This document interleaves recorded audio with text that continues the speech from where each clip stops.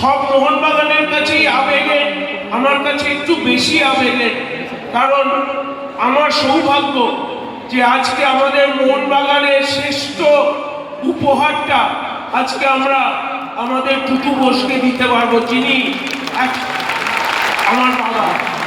তো আমি ছেলে হয়ে এটা আমার গর্বের দিন আজকে, এবং আমি মনে করি এটা ঈশ্বরের আশীর্বাদ যে এমনই একটা সময় করে দিয়েছে যেখানে আমার হাত দিয়ে এবং দেবাশিসরা দুজনেই যারা ওনার হাত ধরে মাঠে এসেছি তাদের হাত থেকে আজকে উনি রত্ন পাবেন। আজকে আরেকজনকেও মনে করতে চাই, অঞ্জন কুমার মিত্র, অঞ্জন কাকুকে, যে আমাকেও মাঠে এনেছে এবং যার জন্য আজকে এই মোহনবাগান নিয়ে সেলিব্রেশনটা শুরু হয়েছে।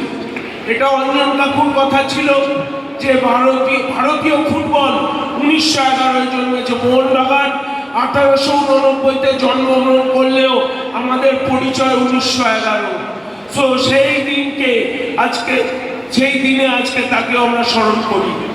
আপনাদের সকলের কাছে একটাই অনুরোধ, আমি আর দেবাশিসরা এক হয়েছি, আপনারাও সবাই এক হবেন, আপনারা সব ফ্যান্স ক্লাব সবাই এক হবেন, কারণ সাপোর্টার সদস্য, কারণ আপনারা হাত মুঠি করলে আমাদের ক্রিকেট, ফুটবল, হকি, অ্যাথলেটিক্সে কেউ আমাদের হারাতে পারবে না।